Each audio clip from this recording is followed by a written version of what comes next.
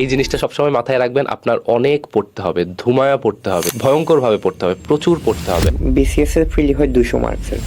এখন অনেকে যারা প্রথমবার বিশেষ করে দেয়, অনেকে হচ্ছে 200টা দাগায় আসে, অনেকে হচ্ছে আবার মানে বুঝে না আসলে কতগুলো অ্যান্সার করা উচিত।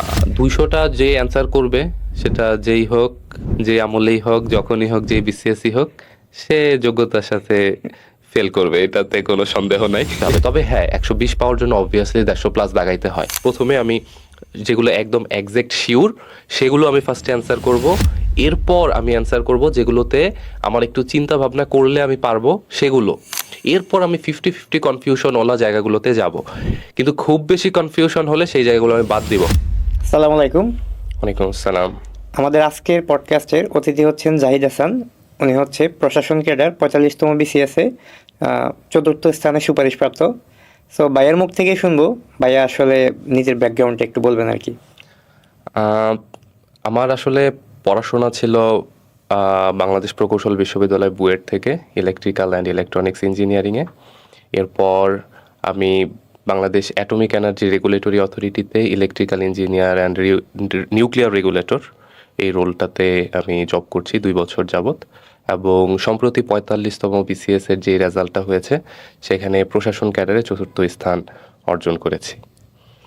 আচ্ছা ভাইয়া, তো ভাইয়া তো হচ্ছে এটা কি আপনি যে বিসিএস এর প্রস্তুতিটা নিয়েছেন, তো এই জার্নিটা কি আপনার ভার্সিটি থাকতেই শুরু করছেন নাকি হচ্ছে আপনার গ্রাজুয়েশনের পর থেকে?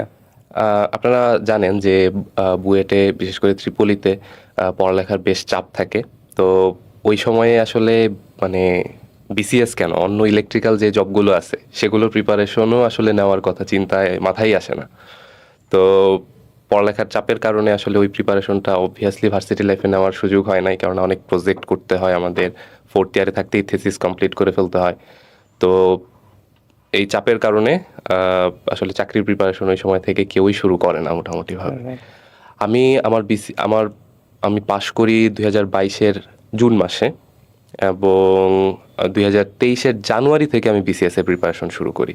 মাঝখানের এই 6 মাস আমি মেনলি ইলেকট্রিক্যাল ইঞ্জিনিয়ারিং এর কিছু জব আছে, ওইগুলোর প্রিপারেশন নেওয়ার জন্য স্পেন্ড করি টাইমটা। বাহ। কিন্তু বাংলাদেশে যে ইকোসিস্টেম দেখা যায়, অনেক স্টুডেন্টদের মধ্যেই প্রশ্ন চলে আসে যে আমি হচ্ছে যেহেতু ফার্স্ট ইয়ার সেকেন্ড ইয়ার থেকে বিসিএস পড়ি নাই, সো আমি গ্রাজুয়েশন করছি, এখন অনেকের সাথে কম্পিটিশনে পারবো না, তাই হয়তো জার্নি শুরু করবো না। আবার অনেকে বলে ভাইয়া আমি ফার্স্ট ইয়ার সেকেন্ড ইয়ার, আমার কি এখন শুরু করা উচিত কিনা, বা সিমিলার টাইপের অনেক প্রশ্ন আসে। সো এদের জন্য সাজেশন কি? আচ্ছা, এই প্রশ্নটা অনেক স্টুডেন্টই করেন। অনেকে আমাকে মেসেজে বলেন বা অনেকে ফোন করে বলেন। তো এখন যে সমস্যাটা, আমি আগে আমভাবে একটা উত্তর দিতাম, তবে অনেকের কথা শুনে আমি উত্তরটা থেকে একটু সরে এসেছি। সেটা হচ্ছে যে ফার্স্ট ইয়ার সেকেন্ড ইয়ার হোক বা থার্ড ইয়ার ফোর্থ ইয়ার হোক, মানে অনার্স লাইফ থেকে আসলে বিসিএস এর প্রিপারেশন শুরু করা উচিত কিনা, এটার উত্তর আসলে এক কথায় দেওয়া পসিবল না। এটার জন্য আমাদেরকে একটু বাক্য ব্যয় করা উচিত। যেমন, যদি কেউ মনে করে যে আমার একাডেমিক লাইফটা খুবই পেইনফুল এবং আমার চাপ খুব বেশি যাচ্ছে, সেই ক্ষেত্রে উচিত হবে না তার একাডেমিক লাইফটাকে ফার্স্ট প্রায়োরিটি দিতে হবে। অবভিয়াসলি ফার্স্ট প্রায়োরিটি থাকবে তার একাডেমিক স্টাডি, তার সিজিপিএর দিকে তার ফোকাস থাকতে হবে। তার ফিউচারের গোলটা আসলে তার একাডেমিক স্টাডি নিয়ে রিলেটেড হবে, এটা হচ্ছে ফার্স্ট প্রায়োরিটি। এখন যদি কেউ মনে করে না ভাই আমার আসলে ওরকম প্রেশার নেই, যেমন অনেক ভার্সিটি আমি চিনি, কিংবা বিভিন্ন ন্যাশনাল ইউনিভার্সিটির বিভিন্ন কলেজ যেগুলো আছে, সেখানে দেখা যায় যে পরীক্ষাগুলো নিতেই বেশ লেট করে। তো সেই জায়গাটাতে যেমন 7 বছর যদি লেগে যায় শুধু অনার্সই শেষ করতে, এটা ওদেরও দোষ না, এটা আসলে সিস্টেমের সমস্যা। তো যদি 7 বছর লেগে যায়, সেখানে আমি 7 বছর পরে যদি বের হই, তখন আসলে কি কাহিনীটা হবে। আমার একটা ছেলে যদি 17-18 বছরে ইন্টারমিডিয়েট পাশ করে, তারপর আরও 7 বছর, 25 বছর হয়ে যাচ্ছে তার, তাহলে সে কিন্তু খুব কম সময় পাচ্ছে। এজন্য যেটা করা উচিত সেটা হচ্ছে যে সে আসলে নিজেই নিজের ব্যাপারটা চিন্তা করবে যে আমার পড়াশোনার প্রেশারটা আসলে কীরকম, আমার আসলে কীরকম সময় লাগছে ইউনিভার্সিটি লাইফে। যদি সে মনে করে যে আমার আসলে পড়ালেখার ওরকম প্রেশার নেই, আমি মোটামুটি একটা সময় দিতে পারি, দিনের মধ্যে একটা সময় আমি আমি প্রিজার্ভ করে রাখতে পারি, যে এই সময়টা আমি একটু বিসিএস প্রস্তুতি হোক বা গভর্নমেন্ট জবের প্রস্তুতি হোক, সেই সময়টা আমি দিতে পারি, তাহলে সে দিবে। তবে সেটা আমি অবভিয়াসলি সাজেস্ট করবো না যে ফার্স্ট ইয়ার বা সেকেন্ড ইয়ারে তুমি দাও, কারণ ফার্স্ট ইয়ার সেকেন্ড ইয়ারে তুমি মাত্র ঢুকলে, এখন তুমি তোমার একাডেমিক স্টাডিটা একটু এনজয় করো। এই একাডেমিক স্টাডির বাইরে বন্ধুদের সাথে বিভিন্ন ট্যুর দাও, লাগলে তাবলিকে যাও, চিল্লা দাও, লাগলে বিভিন্ন জায়গায় ঘুরে বেড়াও, বিভিন্ন জায়গায় ট্যুরে যাও, বা বিভিন্ন ভলান্টিয়ারের মতন কাজবাজ করো বিভিন্ন দুঃখী মানুষদেরকে জন্য, ওই যে বয়স্ক যে শিক্ষা টিক্ষা আছে, এরকম অনেক কিছু আমরাও করেছি। তো এই কাজগুলো তোমরা করো, কিন্তু ফার্স্ট ইয়ার সেকেন্ড ইয়ারের থেকেই কেন বিসিএস এর জন্য মানে নিজেকে প্রেশারাইজ করতে হবে? তোমার থার্ড ইয়ার ফোর্থ ইয়ারে যদি ফিল হয় যে এটা খুব দেরি হয়ে যাচ্ছে, আমার বের হতে কিছুটা টাইম লেগে যাবে এবং আমার বর্তমান পড়ালেখারও খুব একটা চাপ নেই, সেই ক্ষেত্রে তুমি আসলে বিসিএস এর প্রিপারেশনটা শুরু করতে পারো। তবে সেই ক্ষেত্রেও আসলে নিজের উপর খুব বেশি চাপ নিবে না। সেই ক্ষেত্রে 2 ঘন্টা 3 ঘন্টা 4 ঘন্টা, সর্বোচ্চ 4 ঘন্টা 3-4 ঘন্টা প্রিজার্ভ করে রাখা, তাও আমভাবে যে বিসিএস এর সাবজেক্ট ওয়াইজ আমি পড়ে পড়ে শেষ করব, ওইরকমভাবেও চাপ নেওয়ার দরকার নেই।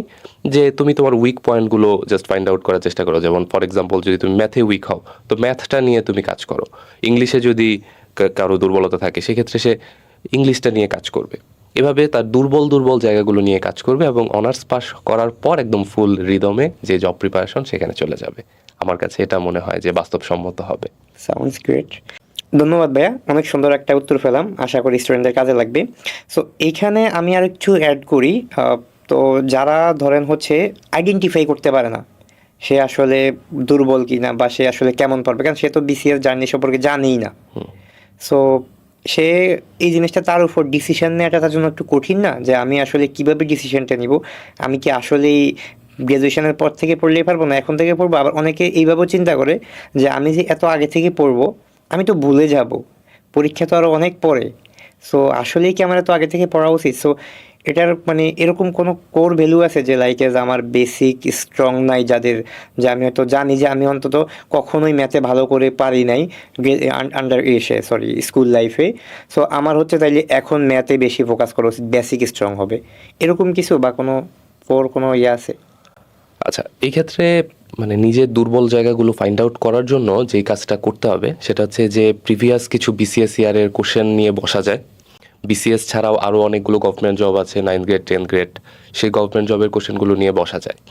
এখন ওই কোশ্চেনগুলো নিয়ে আমি যখন বসছি, ওই কোশ্চেনগুলো আমি যখন অ্যানালাইসিস করছি, কোশ্চেনগুলো আমি যখন দেখছি, তখন কিন্তু আমি মোটামুটি একটা আইডিয়া করতে পারি যে এই জিনিসগুলো আমি হয়তো পড়লে পারবো, এই জিনিসগুলো হয়তো আমার কাছে একটু কঠিন মনে হবে, এই জিনিসগুলো আমি হয়তো ভুলে যাব, এই জিনিসগুলো এত আগে আর্লি পড়া উচিত না। যেমন আমি একটা এক্সাম্পল দিয়ে দিই, এটা বুঝতে আসলে স্টুডেন্টদের সুবিধা হবে।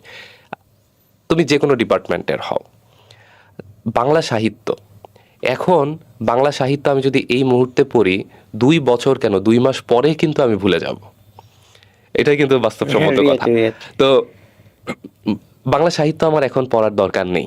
বাংলা সাহিত্য তুমি পড়তে পারো, কিরকম পড়বে? যেমন মনে করো তোমার মনে হলো যে রবীন্দ্রনাথের আমি একটু একটা উপন্যাস একটু পড়ে দেখি, রবীন্দ্রনাথের গোড়া উপন্যাসটা, সর্বশ্রেষ্ঠ উপন্যাস যেটা বলা হয় রবীন্দ্রনাথের, সেই উপন্যাসটা আমি একটু পড়ে দেখি, ওইটা তুমি করতে পারো।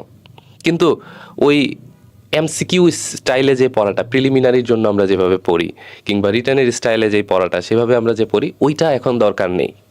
এটা হচ্ছে কি আমার মানে মেইন আন্ডারস্ট্যান্ডিংয়ের ব্যাপারটা। এখন এরকম টপিক ওয়াইজ তোমাকে আসলে ডিসাইড করতে হবে যে কোন জায়গায় তুমি ফোকাসটা দিবে, কোন জায়গায় আসলে তোমার উইকনেসটা আছে, কোন জায়গায় আসলে তুমি পরে পড়লেও পারবে, কোন জায়গাটা আসলে তুমি এখন পড়লেও ভুলে যাবে না।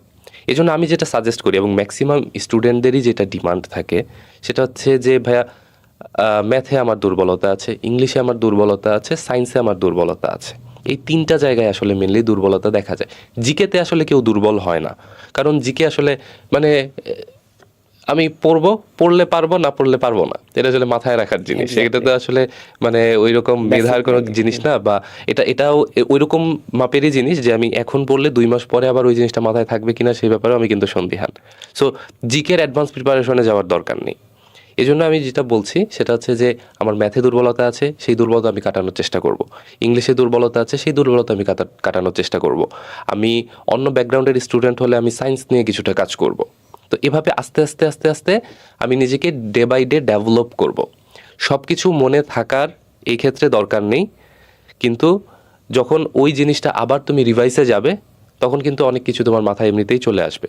তুমি পড়াটা একটু অ্যাডভান্স করে এগিয়ে রাখলে, তবে আমি আবারও বলছি, আবারও সাজেস্ট করছি, সেটা হচ্ছে যে একাডেমিক পড়াটা, একাডেমিক স্টাডি হচ্ছে ফার্স্ট প্রায়োরিটি।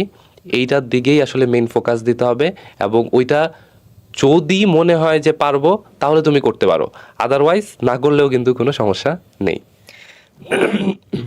আমাদের কিছু কোশ্চেন এরকম আসে স্টুডেন্টদের থেকে, ধরুন হচ্ছে পরীক্ষার আগ মুহূর্তে, যে কেউ হয়তো দেখা গেছে যে পরীক্ষার প্রস্তুতি নেয় না, এখন কারো হাতে হয়তো প্রথম বিসিএস দিবে 3 মাস সময়, কারো হাতে 6 মাস সময়, মানে এরকম টাইমে অনেকের কোশ্চেন আসে যে আমি এখন মাইন্ডসেট করছি যে আমি ভালোভাবে প্রস্তুতি নিব।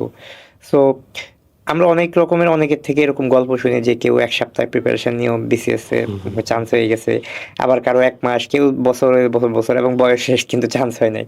সো আসলে কারো কি ডিসিশন নেওয়া উচিতটা কখন, যদি সে যদি মনে করে ফর এন এক্সাম্পল 51, নেক্সট একটা বিসিএস 51তম হবে, সো কেউ এখনো ডিসিশন নিচ্ছে না বিসিএস দিবে কি দিবে না, নতুন যারা, তো সে হয়তো 3 মাস আগে কেউ চিন্তা করলো, আবার কেউ 6 মাস আগে চিন্তা করলো। তো ওই সময় থেকে প্রস্তুতি নিলে, মানে 3 মাস বা 6 মাস যে কোনো একটা টাইম পিরিয়ড হিসাব করলে, ওটা আসলে কেমন টাইম আসলে একজন স্টুডেন্টের নিজে জাস্টিফাই করার জন্য? আচ্ছা, এখন এটা আসলে একটু বড় করে অ্যান্সার দেওয়া দরকার। সেটা হচ্ছে যে এটা পার্সন টু পার্সন ভ্যারি করে, যে আমার এই পড়াগুলো আছে, এই পড়াগুলো কমপ্লিট করতে আমার কত দিন লাগবে। যেমন কেউ যদি ফর এক্সাম্পল ম্যাথে এবং ইংলিশে খুবই স্ট্রং হয়, তাহলে ম্যাথের পোর্শন এবং ইংলিশের পোর্শনের প্রিপারেশন তার নেওয়াই লাগতেছে না। অনেকে আছে যে ম্যাথ টিউশনই করায়, তো যে টিউশন করাতে পারে সে তো মোটামুটি পারে, তাহলে তার ওটা প্রিপারেশনই নেওয়ার প্রয়োজন পড়তেছে না। তো সেই জায়গায় সে এগিয়ে আছে। কীরকম এগিয়ে আছে? 35 মার্কস এগিয়ে আছে শুধু ম্যাথের কারণে। কেউ যদি আরও ইংলিশেও আরও অ্যাডভান্স হয়, সেক্ষেত্রে আরও 30 মার্কস, মানে 65 মার্কস সে এগিয়ে আছে।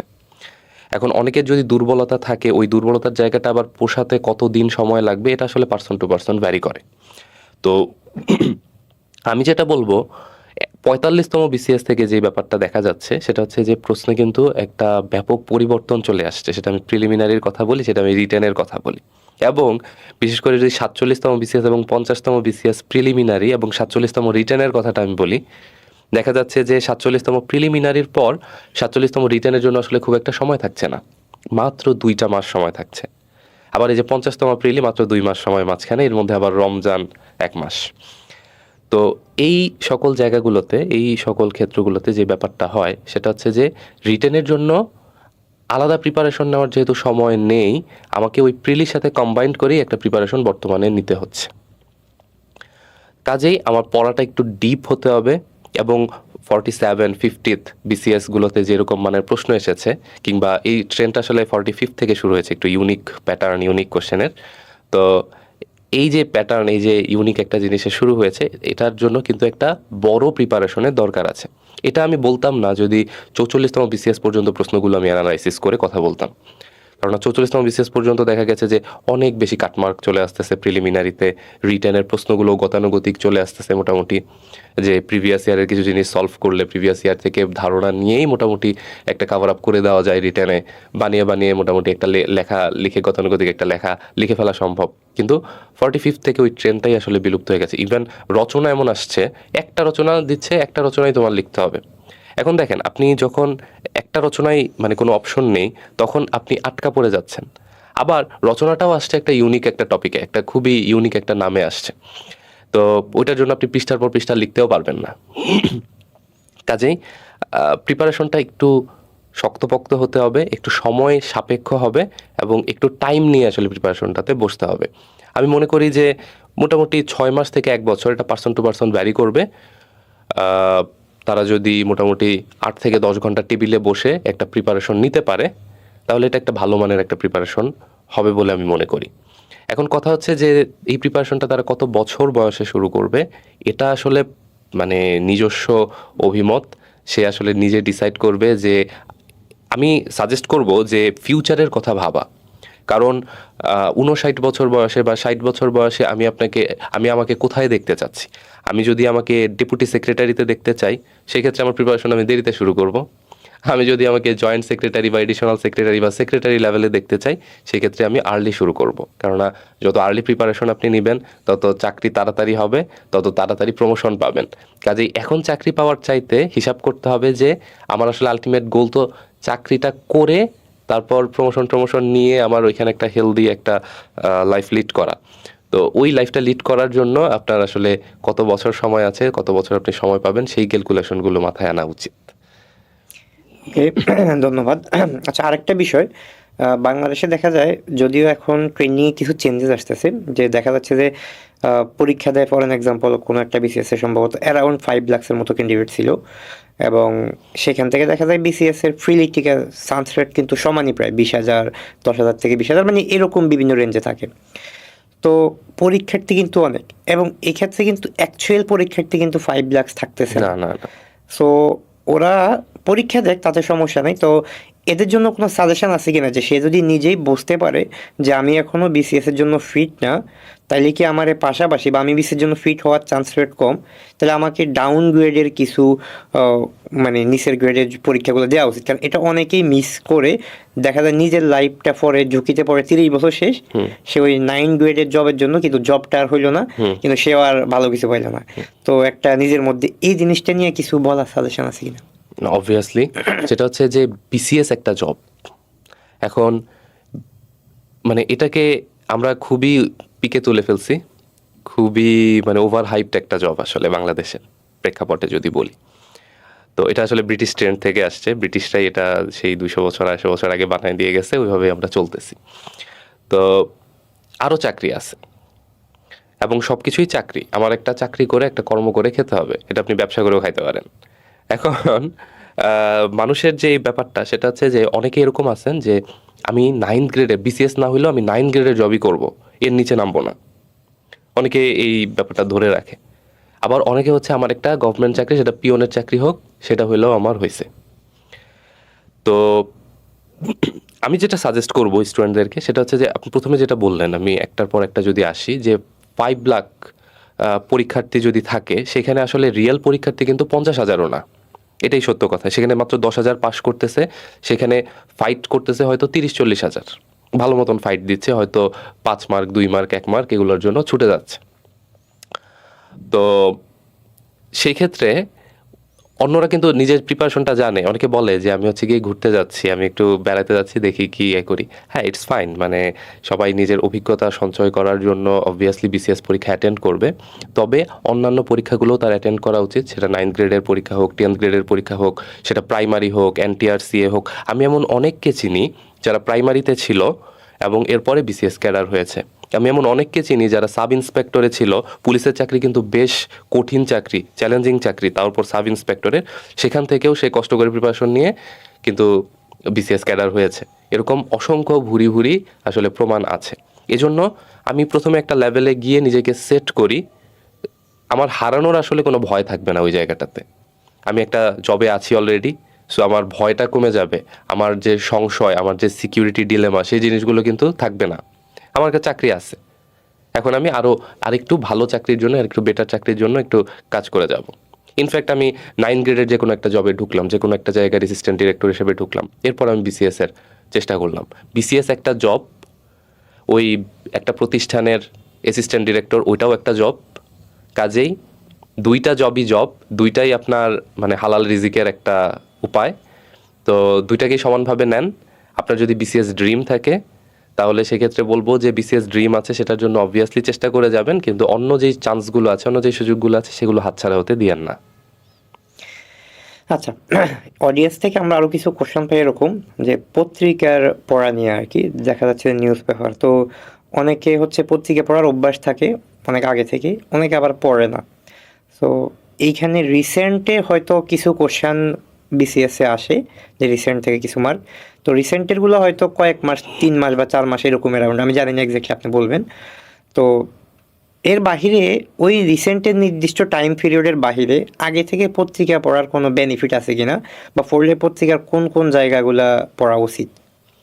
আচ্ছা, পত্রিকা পড়ার ব্যাপারটা নিয়ে মনে হয় একটু ডিটেলস আলোচনার দরকার আছে।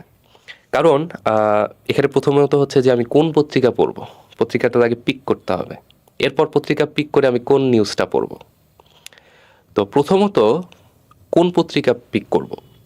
এখন পত্রিকা আমি পিক করলাম বাংলা, আইদার বাংলা, ইংলিশ অথবা বথ। তো এক্ষেত্রে আমি একটা সাজেস্ট করি যে ইংলিশ পত্রিকাটা আপনারা একটু পিক করবেন। এটার কারণ আছে, 2-3টা কারণ আছে।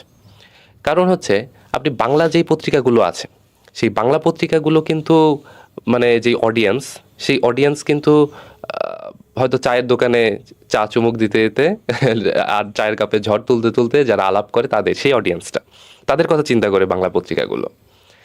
আর এটাই সত্যি যে এলিট ক্লাসের লোকজনের জন্য আসলে ইংলিশ পত্রিকাগুলো। তো তার মানে লেখার কোয়ালিটি কিন্তু ইংলিশ পত্রিকাতে ভালো থাকে।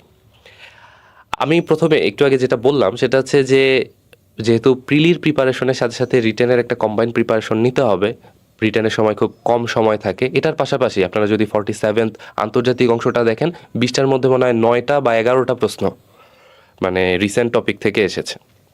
তো সেটার জন্য আপ টু ডেট থাকার জন্য আপনার কিন্তু নিউজ পেপার পড়ার কোনো বিকল্প নেই।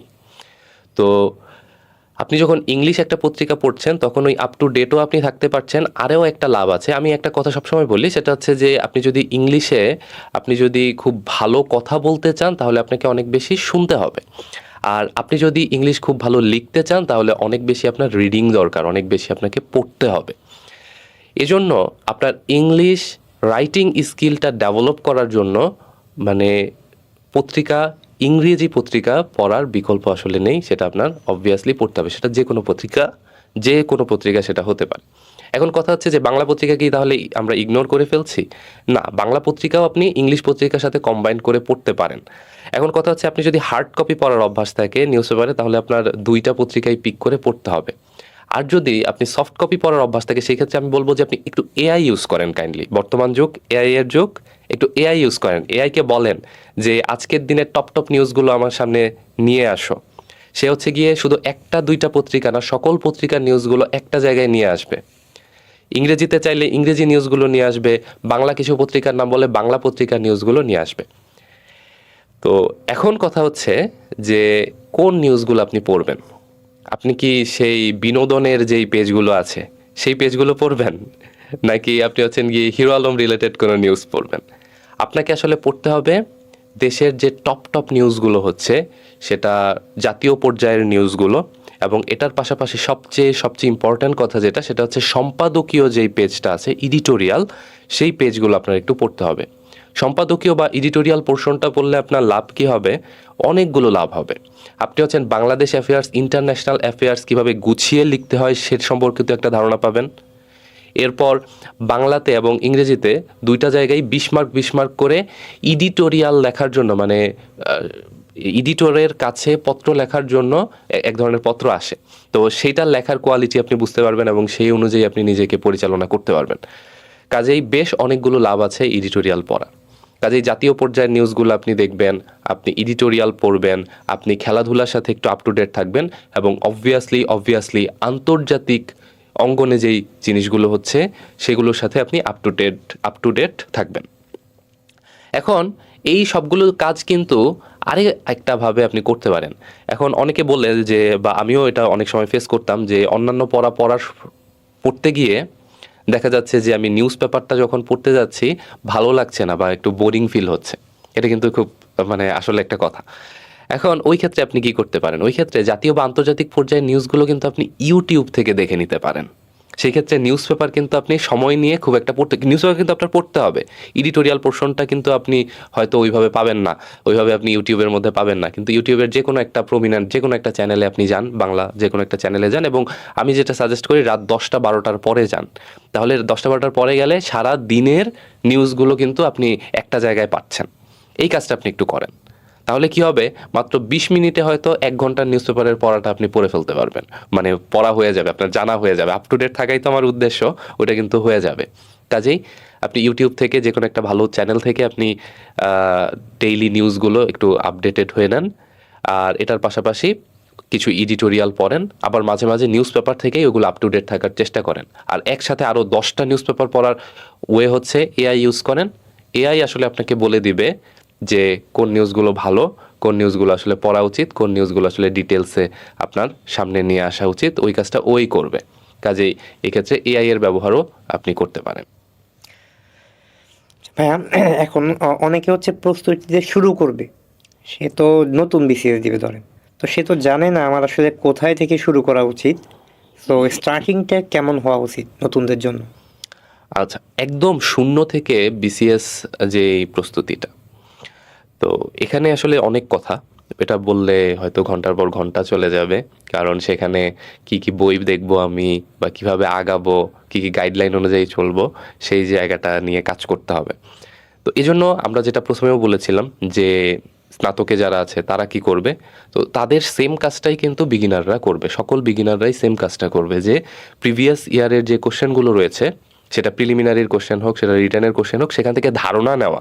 ব্যাপারটা এমন না যে ওইখান থেকে কমন আসবে, ব্যাপারটা এমন না যে বিসিএসে কিন্তু কোনো কিছু রিপিট হয় না। অন্যান্য জবের কথা যদি আমরা বলি, অন্যান্য 9 গ্রেডের জব, 10 গ্রেডের জব বা 13 গ্রেডের জব, যেই জবগুলোই আছে, সেই জায়গাগুলোতে দেখা যায় যে প্রিভিয়াস অনেক কিছু আসে, জব সলিউশন মুখস্থ করে গেলে অনেক কিছু কমন পাওয়া যায়। কিন্তু বিসিএসে কিন্তু এটা হয় না, বিসিএসে প্রিভিয়াস কোশ্চেন যা আসছে ওগুলো বাদে নতুন কোশ্চেন আসবে, এটাই হচ্ছে সাজেশন। কিন্তু ওই টপিকে আসবে, আমি হয়তো মানে এটাও বুঝবো না যে এতটা আসবে, তবে ওই টপিকে আসবে, আমি ইম্পর্টেন্ট টপিকগুলো বুঝতে পারবো, এবং কোশ্চেনের ঢংটা আসলে কেমন হয় সেটাও আমি বুঝতে পারবো। এই জন্য প্রিভিয়াস কোশ্চেনগুলো, এবং খুব বেশি গভীরে যাওয়ার দরকার নেই, 45 থেকে শুরু করে যে 50তম পর্যন্ত আসা যায়, এই 5-6 বছরের ইনাফ, এই 5-6টা বিসিএস এর ইনাফ।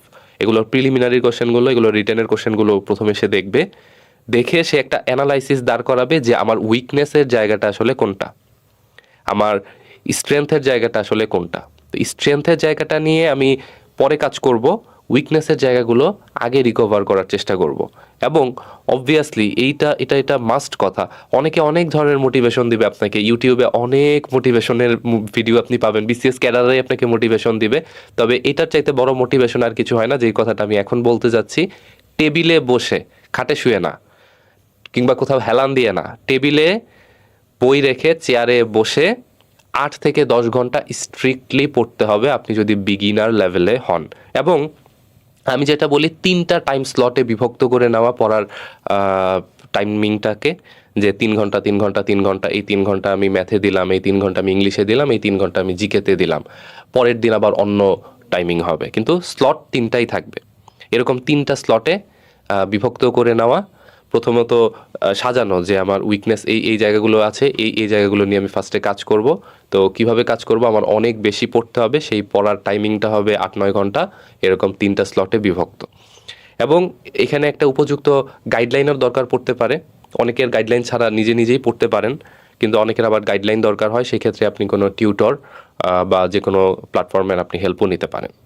আবার মাঝে মাঝে আপনি এই জিনিসগুলো যাচাই করার জন্য যে আমি আসলে আমার প্রস্তুতি কতটুকু হলো সেটা বুঝতে চাই, সেজন্য আপনি বিভিন্ন প্ল্যাটফর্মে পরীক্ষাও দিতে পারেন। সেক্ষেত্রে আপনার হচ্ছে জিনিসটা আসলে যাচাই করতে পারলেন যে আপনার কতটুকু পড়া হয়েছে।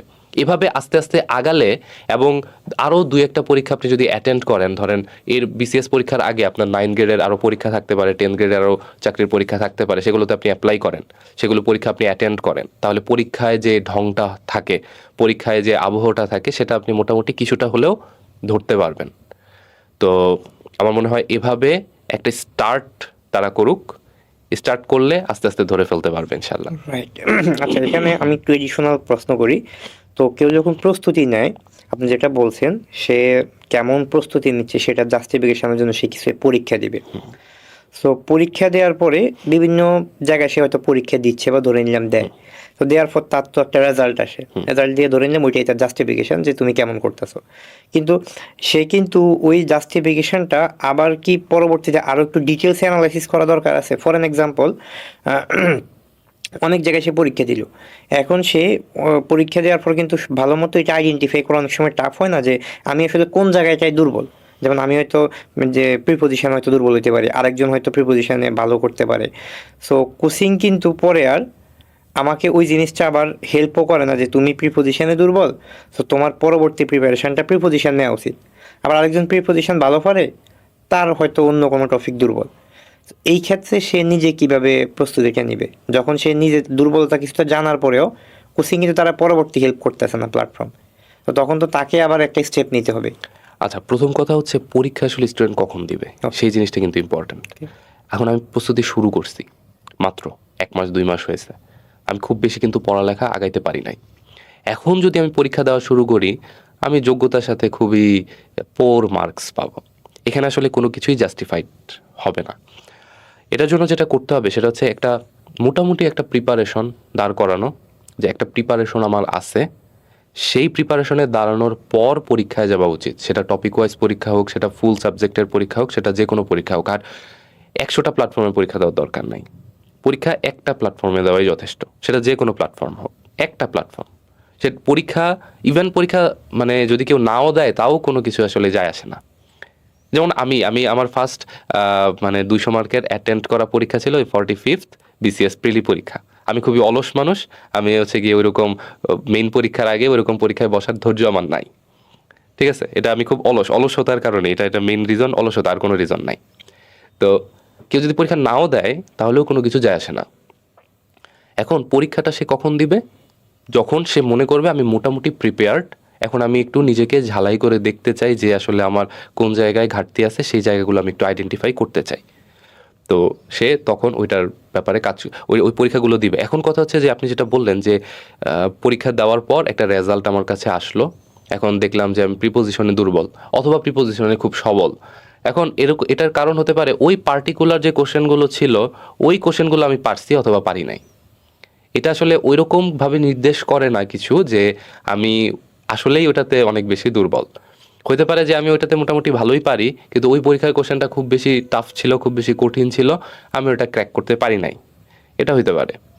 তো এজন্য যে কাজটা করতে হবে সেটা হচ্ছে যে নিজের বোঝা যে এই কোশ্চেনটা কি মানে স্ট্যান্ডার্ড লেভেলের ছিল, নাকি অনেক বেশি কঠিন লেভেলের ছিল, নাকি অনেক বেশি সহজ ছিল। অনেক বেশি যে সহজ যদি থাকে এবং সেটা যদি আমার উইকনেস আছে এমন একটা টপিক হয় এবং সেটাতে আমি ভালো করছি, খুশি হওয়ার কোনো কারণ নাই। যদি খুব টাফ একটা কোশ্চেন হয়, সেই টাফ কোশ্চেনে আমার খুব স্ট্রং জোন আছে, এমন কিছু টপিকে আমার মার্কসটা একটু পোর আসছে, তাহলেও আফসোস করার, হতাশার কিছু নাই।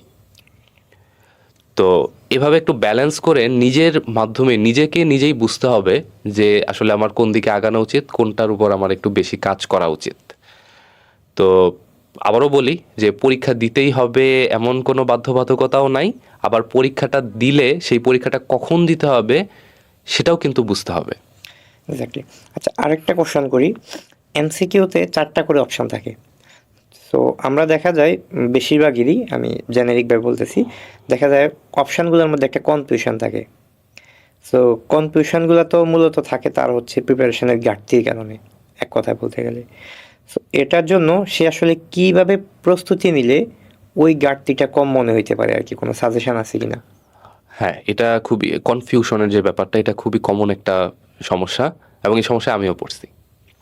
তো এটার জন্য আমার কাছে যেটা মনে হয় যে কাজটা করা উচিত, যেমন ফর এক্সাম্পল আমি একটা এক্সাম্পল দিই আমাদের স্টুডেন্টদেরকে, সেটা হচ্ছে যে যেমন প্রয়োগ অপপ্রয়োগ আমরা যখন বইয়ে পড়ি তখন অপপ্রয়োগগুলো লেখা থাকে এবং তার পাশে শুদ্ধ প্রয়োগগুলো লেখা থাকে।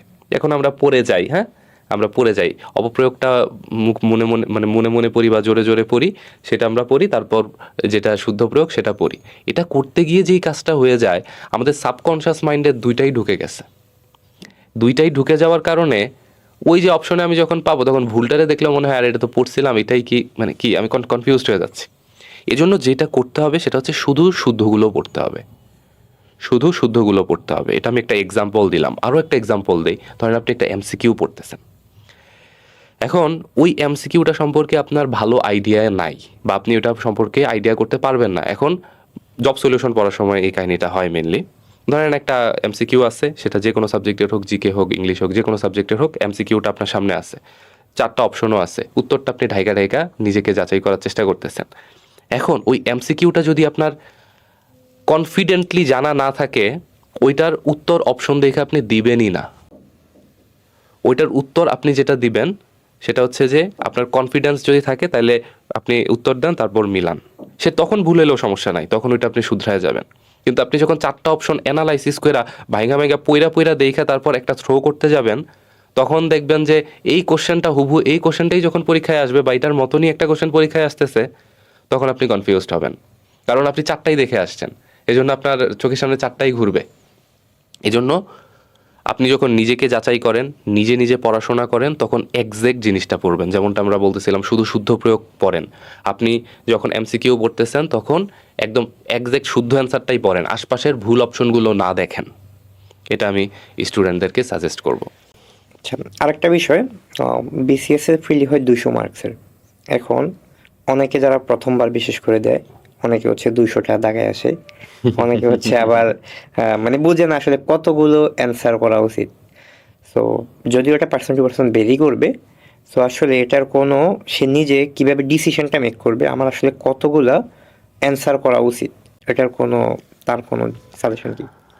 এটা আসলে আমরা যদি বলি 200টা যে অ্যান্সার করবে সেটা যেই হোক, যে আমলেই হোক, যখনই হোক, যেই বিসিএসই হোক, সে যোগ্যতার সাথে ফেল করবে, এটাতে কোনো সন্দেহ নাই। আচ্ছা, এখন কথা হচ্ছে আসলে কয়টা অ্যান্সার করা উচিত সেটা নির্ভর করবে কোশ্চেনের ঢংটা কি সেটার উপর। যেমন 47th বিসিএস এর কথা বলি, 50th বিসিএস এর কথা বলি, সেখানে 100 পেলেই হয়ে যাচ্ছে, 100, 102 এরকম পেলেই হয়ে যাচ্ছে, মানে 50% মার্কই আপনি ক্র্যাক করে ফেলতে পারতেছেন। আবার 45, 46 এর কথা যদি বলি, মোটামুটি 115, 120 এরকম লাগতেছে। 44 বিসিএস আরও বেশি লাগছে, 125-এর মতন লাগছে। এটা মোটামুটি অ্যাপ্রক্সিমেট একটা নাম্বার, মানে মোটামুটি স্টুডেন্টরা আর কি বের করার চেষ্টা করে। তো তার মানে কোশ্চেনের ঢঙের উপর আমার কিন্তু এটা ডিপেন্ড করবে। এখন আমার যদি 100 মার্ক পাওয়া লাগে, কাট মার্ক যদি 100 হয়, সেক্ষেত্রে 120টার মতন হয়তো অ্যান্সার করতে হবে। এখন এটা কখন বুঝবো বা কিভাবে বুঝবো, এটা তো বুঝার ওয়ে নাই। আমার পরীক্ষার হলে কেউ তো এসব বলে দিয়ে যাবে না যে আজকের এই পরীক্ষার প্রশ্নটা কঠিন হয়েছে, তোমার হচ্ছে একটু বুঝা শুনে ইয়ে করতে হবে। এই জন্য যেটা করতে হবে সেটা হচ্ছে যে প্রশ্নের ঢং অনুযায়ী নিজেকে পরিচালনা করতে হবে। প্রথমে কোশ্চেন যখন আপনি পাবেন হাতে, তখন 1 থেকে নিয়ে শুরু করবেন, মানে কোনো একটা পার্টিকুলার সাবজেক্ট আগে অ্যান্সার করবেন, কোনো একটা পার্টিকুলার সাবজেক্ট পরে অ্যান্সার করবেন, এই কাজে আপনি যাবেন না। আপনি যে কাজটা করবেন, 1 নাম্বার যে কোশ্চেনটা আছে, 1 নাম্বার কোশ্চেনটা আপনি ধরেন পারেন, আপনি ওটা অ্যান্সার করে ফেলবেন। 2 নাম্বার কোশ্চেনটা আপনি পারেন না, ওটা আপনি স্কিপ করেন। 3 নাম্বার কোশ্চেনটা আপনার 50-50 কনফিউশন, ওটা আপনি স্কিপ করে রাখেন। এক্স্যাক্ট পারেন এমন কোশ্চেনগুলো আগে অ্যান্সার করে আসেন। তো এমন কোশ্চেনগুলো ফার্স্টে অ্যান্সার করবেন, এরপর চিন্তা ভাবনা করে যেই কোশ্চেনগুলো অ্যান্সার করতে হয় সেগুলো অ্যান্সার করবেন, এরপর 50-50 কনফিউশনের যে কোশ্চেনগুলো সেগুলো আপনি অ্যান্সার করবেন। যেগুলো একদমই পারেন না সেগুলো আন্দাজে থ্রো করার কোনো দরকার নাই। এটা এটা মাথায় রাখতে হবে। আচ্ছা ভাই, বুঝলাম কেমন পরিমাণ মানে কিভাবে অ্যান্সার করবে ওরকম হলো, কিন্তু আমি জাস্ট আর একটু এডিশনাল অ্যাড করি। ধরেন হচ্ছে 200টা মার্ক তো কোশ্চেন থাকে, সো কিন্তু কাট মার্কস যদিও বিসিএস টু বিসিএস ভেরি করে, সো তবুও একটা মানে আইডেন্টিফাই, মানে একটা আন্দাজ করা যায় অলরেডি, একটা মানে আমাদের প্রচলিত আইডিয়া আছে যে এই রেঞ্জ থেকে এই রেঞ্জ। ফর এন এক্সাম্পল হয়তো 100 থেকে 120 এরকম রেঞ্জ হইতে পারে স্বাভাবিকভাবে। তো এখন আহ, কেউ যদি আগে কিছু মডেল টেস্ট বা বিভিন্ন পরীক্ষা দিয়ে সে একটু নিজেকে জাস্টিফাই করতে পারে যে আমি হচ্ছে 100 হয়তো 50টা দাগাইলে আমার 120 মার্ক থাকে, এবং সেক্ষেত্রে কোন সাবজেক্টে কীরকম দাগাইলে, তো সেই ক্ষেত্রে তার একটা আইডেন্টিফাই হবে যে আমি 150টা দাগাইলে সেক্ষেত্রে দেখা যায় আমার 100টা 100% শিওর ছিলাম, এরকম আরও রং কিছু ছিল, রাইট কিছু ছিল, অপশনাল থেকে হয়েছে, তাহলে আমি এতগুলোর বেশি দাগানো কখনোই উচিত না। এই জিনিসটা কি আগে থেকে তার যদি একটা আইডিয়া থাকে বা গেস থাকে, এটা অ্যাকুরেট না, তাহলে কি আরও বেটার, নাকি হচ্ছে আপনি যে একটু আগে যেটা বললেন, মানে ওইরকম কোনো গেস ছাড়াই সে যদি ওই প্যাটার্নে যায় সেটাও সাজেশন কি? আচ্ছা, মানে ব্যাপারটা কি, যেমন 47 আর 50-র কথা আমরা যেটা বলতেছিলাম যে 100-র নিচে বা 100-র মতন একটা কাটমার্ক আসছে। আর 46-এর কথা বা 45-এর কথা যদি বলি 120-র মতন আসছে। এখন বা 46-এ আরও হয়তো কম লাগছে, 114-15-তে হয়তো হয়েছে। এখন কথা হচ্ছে যে 100 থেকে 120 রেঞ্জটা কিন্তু রেঞ্জ না। কারণ 100 যা মার্ক, আরও 20 মার্ক পাওয়ার জন্য কিন্তু আরও অনেক দাগাইতে হবে, আরও অনেক ব্যাপার স্যাপার আছে। এবং এটা অনেক, মানে এটা আসলে জাস্ট 20 না, জাস্ট 20 না, এটা অনেক বড় একটা গ্যাপ আসলে। তো এই জন্য মানে আসলে ওইভাবে আইডিয়াও করা যায় না যে আমার আসলে কতটা, মানে ওইভাবে আমার আইডিয়া করা যাবে না যে আমার 150টা দাগাইতে হবে। তবে হ্যাঁ, 120 পাওয়ার জন্য অবভিয়াসলি 150+ দাগাইতে হয়। আমার পরিচিত এক বড় ভাই ছিল, উনি বলতো যে আমি যা দাগাবো একদম মানে এক্স্যাক্টলি দাগাবো। ইনফ্যাক্ট উনি 130টা দাগাইছিল 45-তে, ওই সবগুলোই মোটামুটি এক্স্যাক্টলি দাগাইছিল, এর বেশি উনি দাগাবে না, এ ধরনের স্ট্র্যাটেজিতে ছিল। তবে আমি এই ধরনের স্ট্র্যাটেজি সাপোর্ট করি না, কারণ আমার মনে হচ্ছে যে ঠিক আছে, ওই জায়গায় আমার ভুলও হয়ে যেতে পারে। তো এই জন্য আমি যেটা বলবো সেটা হচ্ছে যে এটা আসলে কোশ্চেনটা, মানে কোশ্চেনটার উপর নির্ভর করবে। ওইভাবে কোনো মুখস্থ কোনো টেকনিকে হবে না, মুখস্থ কোনো আইডিয়ার মাধ্যমে হবে না যে আমার এই কোশ্চেন আমি 150টাই দাগাইতে পারবো বা দাগাইতে হবে আমার, বা এই জায়গায় আমার 120টা দাগাইতে হবে। এটা আসলে বলা মুশকিল, মানে এটা কেউ বলতেও পারবে না, বা কেউ আসলে কোশ্চেনটা হাতে পাওয়ার সাথে সাথেও আসলে আইডিয়া করতে পারবে না। এটা ওই তরিকাতেই যাইতে হবে যে আমার হচ্ছে নেগেটিভ আমি কম খাবো, এবং আমার যত বেশি শুদ্ধ অ্যান্সার করা যায় সেই জিনিসগুলো আমি বের করে নিয়ে আসার চেষ্টা করব। এই জন্য আমি যেই ব্যাপারটা বলছি, প্রথমে আমি যেগুলো একদম এক্সাক্ট শিওর সেগুলো আমি ফার্স্টে অ্যান্সার করব, এরপর আমি অ্যান্সার করব যেগুলোতে আমার একটু চিন্তা ভাবনা করলে আমি পারবো সেগুলো, এরপর আমি 50-50 কনফিউশন ওলা জায়গাগুলোতে যাব। কিন্তু খুব বেশি কনফিউশন হলে সেই জায়গাগুলো আমি বাদ দিব, কারণ আমি 1 মার্ক পাইতে গিয়ে যদি 0.5 পেনাল্টি খেয়ে যাই তাহলে ওই জায়গায় আমার কিন্তু লস। 10টা পেনাল্টি খেলে আমি 5 মার্ক কিন্তু হারায় ফেলবো এরকমভাবে। এজন্য নেগেটিভ মার্কিং যত কমানো যায় এবং শুদ্ধ অ্যান্সার নিজের যত বাড়ানো যায়। আপনি ধরেন আন্দাজে 150+ দাগায় দিয়ে আসলেন, কিন্তু হইলো না, তাহলে তো আর লাভ হলো না। এজন্য ওইভাবে আসলে আইডিয়া করার কোনো মানে উপায়ই নাই যে আমার এই পরীক্ষাটাতে, এই পার্টিকুলার পরীক্ষাতে, ইভেন আমি মানে হাজার হাজার মডেল টেস্ট দেই, ওইখান থেকেও আমি আসলে এটা আইডিয়া করতে পারবো না, কারণ কোচিংয়ের যে প্রশ্নর মান ছিল, এইখানে যে প্রশ্নটা দেওয়া হয়েছে দুইটা কিন্তু সেম না। আপনি যদি 50th BCS দেখেন, সেখানে প্রশ্নের মান বন্টনই ফলো করা হয় নাই, যে এখান থেকে এতটা প্রশ্ন আসা উচিত, ওইভাবেই আসে নাই। যে ম্যাথ থেকে 35টা আসা উচিত, আসছে 30টা, ইংলিশ থেকে এতটা আসা উচিত, আসছে অন্য অন্য সংখ্যক, বাংলা থেকে এতটা আসা উচিত, অথচ আসছে অন্য সংখ্যক, জিকে দিয়ে অনেক চলে আসছে, নৈতিকতা মূল্যবোধ থেকে অনেক কোশ্চেন চলে আসছে যেগুলো আসার কথা না, মানবন্টনেই নাই আমার। সো ওই জায়গাটাতে আমরা আসলে কিভাবে ডিসাইড করব, বা ওই জায়গাটাতে আমরা আসলে কিভাবে বুঝবো যে আমার এতটাই দাগাইতে হবে। এজন্য আমার কাছে যতটা সঠিক মনে হচ্ছে বা আমি যতটা পারি সেগুলো আগে দাগাবো, তারপর আমার চিন্তা ভাবনা করে দাগাবো, তারপর 50-50 কনফিউশনের জায়গাগুলো দাগাবো অথবা দাগাবো না, এবং যেগুলো একদমই পারি না ওগুলো টাচই করব না। এটা আমার মনে হয় যে ফলো করা উচিত। আরেকটা বিষয়, অনেকে হচ্ছে শুরু থেকে বিসিএস না দিয়া অন্য অন্য জবে হয়তো জয়েন করতেছে, বা অন্য অন্য প্রাইভেট বা বিভিন্ন দিকে। দেখা যাচ্ছে যে পরে তারা ডিসিশন নিচ্ছে যে না, আমরা আসলে আবার সরকারি জবের দিকে ট্রাই করব। তো দেখা যায় তার বয়স অলরেডি 26-27 বা আরও বেশি হয়ে গেছে, 28। সেই ক্ষেত্রে আবার অনেকে দেখা যায় গ্রাজুয়েট করতেছে 22-23 বছর বয়সে। তো সেই ক্ষেত্রে কি ওদের আসলে বিসিএস চয়েস করাটার ক্ষেত্রে কোনো জাস্টিফিকেশনের কোনো সুযোগ আছে নিজেকে? আচ্ছা, আমি কোশ্চেনটা যেটা বুঝলাম সেটা হচ্ছে যে মানে সে কি লেট করে ফেলছে লেট কিনা, করে ফেলছে, আর লেট করে ফেললে এখন কি করণীয়। রাইট। তো সবাইকে আমি যেটা সাজেস্ট করব যে গ্রাজুয়েশন কমপ্লিট হওয়ার সাথে সাথে অথবা গ্রাজুয়েশন কমপ্লিট হওয়ার আগেই ডিসাইড করা যে আমি আসলে কোন দিকে যাব। আমি যদি বিদেশ যাই তাহলে আমি জিআরই আইএলটিএস এর প্রিপারেশন নেওয়া শুরু করব, এটা প্রথমেই আসলে ডিসাইড করে ফেলতে হবে। মানে আমি যখন অনার্স লাইফে আসি তখন আমি কিন্তু মোটামুটি আমার সিজিপিএ জানি, আমার সিজিপিএ কীরকম হবে আমি মোটামুটি গেস করতে পারি, আমার পড়ালেখার ট্র্যাক কি সেটা আমি জানি, আমার কোনটা পড়তে ভালো লাগে, আমার কোনটা করতে ভালো লাগে সেটা আমি জানি, আমার ফ্যামিলি কন্ডিশন আমি জানি, সকল কিছু কিন্তু আমি জানি অলরেডি। তাহলে আমি লেট করতেছি কেন, বা ওইটা করতে গিয়ে আমার ভুল হয়ে গেছে এটা হবে কেন।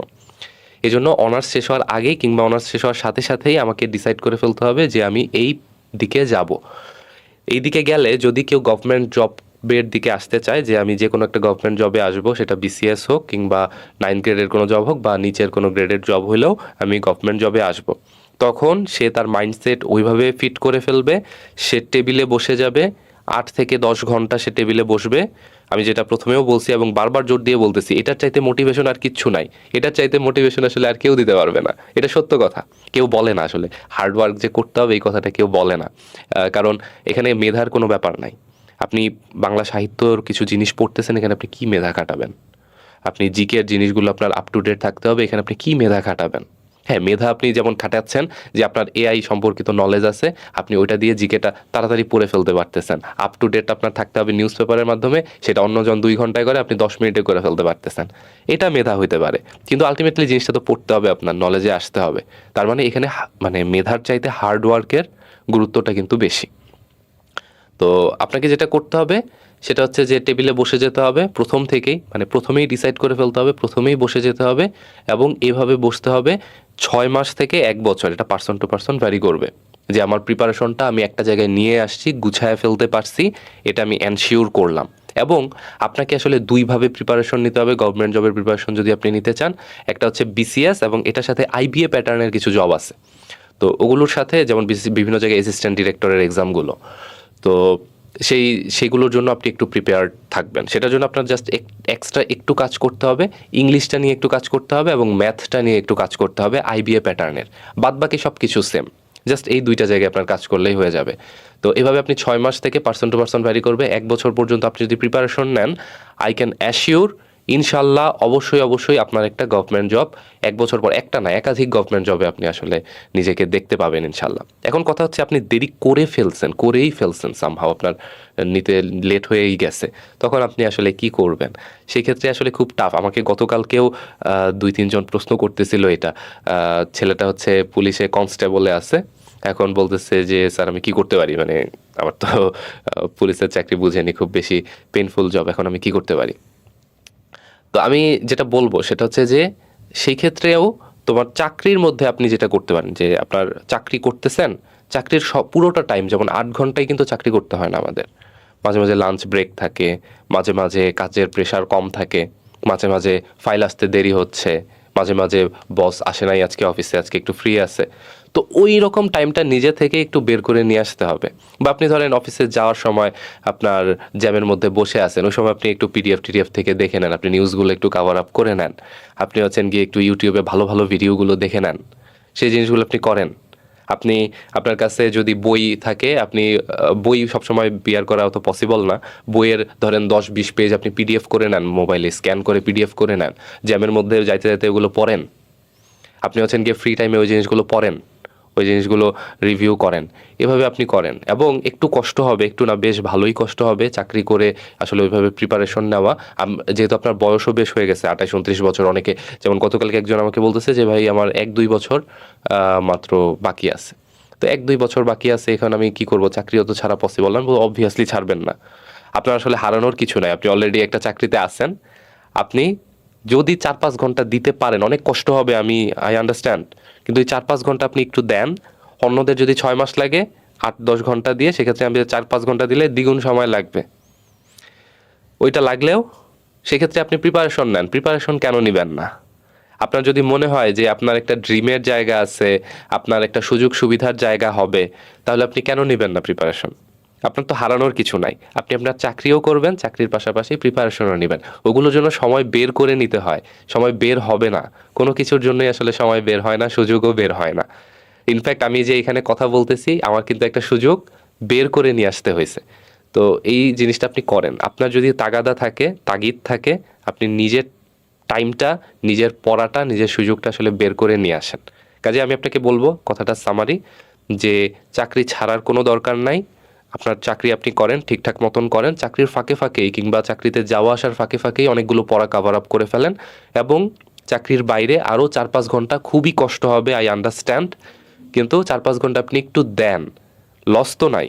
অ্যাটলিস্ট ধরেন আপনি বাংলা ব্যাকরণ আপনি পড়ছেন, আপনি বাংলা শুদ্ধভাবে লিখতে পারবেন বানান ভুল ছাড়া, ইংলিশ আপনি শুদ্ধভাবে লিখতে পারবেন, ম্যাথ সম্পর্কে আপনার আইডিয়া হবে, আপনি আপনার বাচ্চা কাচ্চাকেও পড়াইতে পারবেন।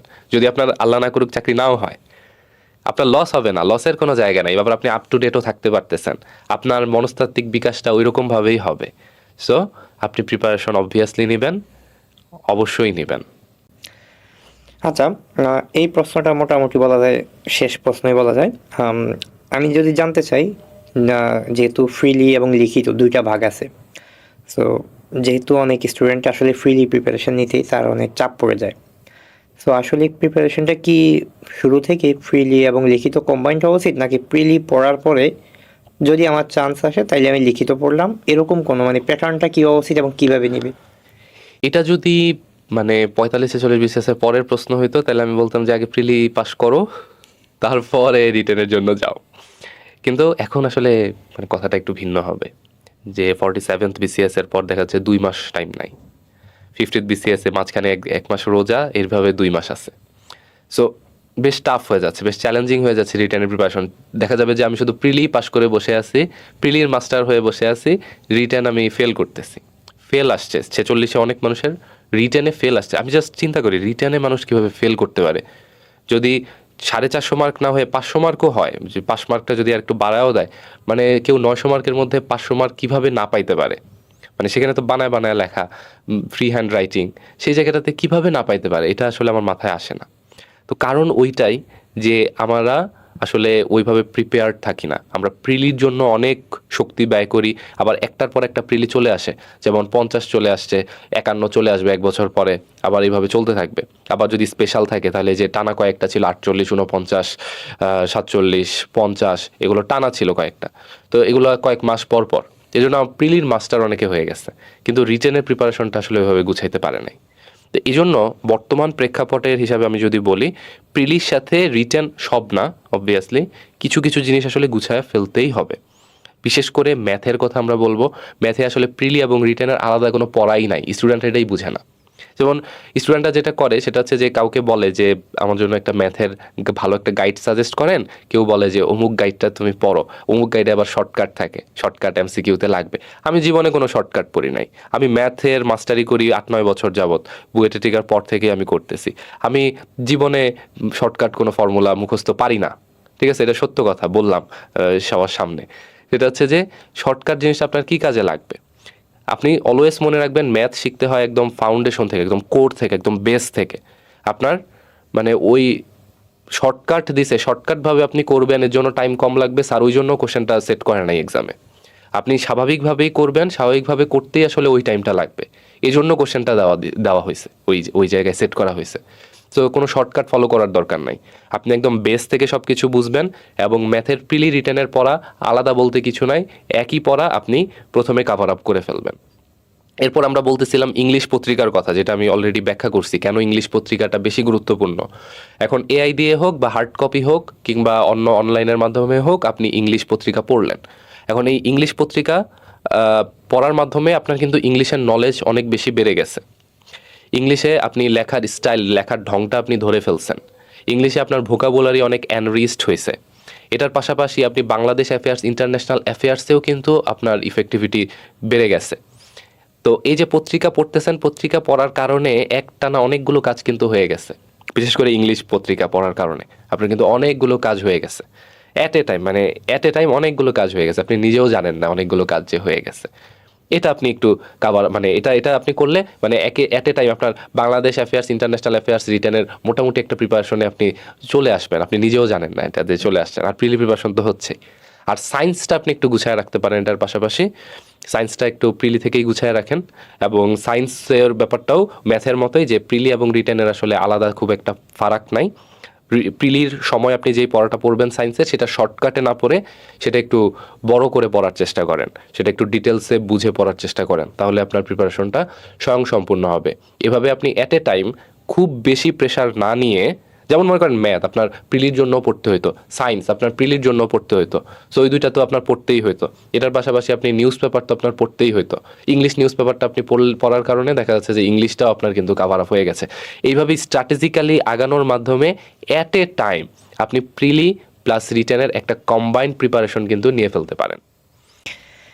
একদম শেষ প্রশ্ন, যারা সরকারি জব পরীক্ষা দিবে, সো এক কথায় তাদের জন্য কোনো মানে স্বল্প কথায় কোনো সাজেশন বা মোটিভেশন থাকলে অডিয়েন্সদের উদ্দেশ্যে একবার বলতে পারেন। প্রথম কথা হচ্ছে সর্বশক্তিমান আল্লাহর উপর পূর্ণ আস্থা এবং বিশ্বাস থাকতে হবে যে আমি যদি চেষ্টা করি সেটার ফল আল্লাহ দিবেন। এটা হচ্ছে প্রথম কথা। এটা হচ্ছে যদি একমাত্র কথা বলতে বলা হয়, এটা হচ্ছে একমাত্র কথা। এটার পাশাপাশি কোনো ইউটিউব মোটিভেশন, কোনো ফেসবুক মোটিভেশন, কোনো অনলাইন মোটিভেশনে আসলে যাওয়ার দরকার নাই। এই জিনিসটা সবসময় মাথায় রাখবেন, আপনার অনেক পড়তে হবে, ধুমায়া পড়তে হবে, জাস্ট মানে মাথা নষ্ট করে ফেলা যাবে না, মানে জাস্ট ভয়ঙ্করভাবে পড়তে হবে, প্রচুর পড়তে হবে। এবং সেটার জন্য সবচেয়ে ভালো ইফেক্টিভ ওয়ে হচ্ছে টাইমটা 3 ঘন্টা 3টা স্লটে বিভক্ত করে নেওয়া, যেন আপনার পড়াটার ইফেক্টিভিটি বাড়ে। অনেকে পোমিডোরো মেথডের কথা বলেন, কিন্তু এটা ঘড়ি ধরে অত স্ট্রিক্টলি মেনটেন করা আসলে পসিবল হয় না। তো এই জন্য 3 ঘন্টার টাইম স্লটে আপনি 3টা স্লটে আপনি পড়ার টাইমটা ভাগ করে নিতে পারেন।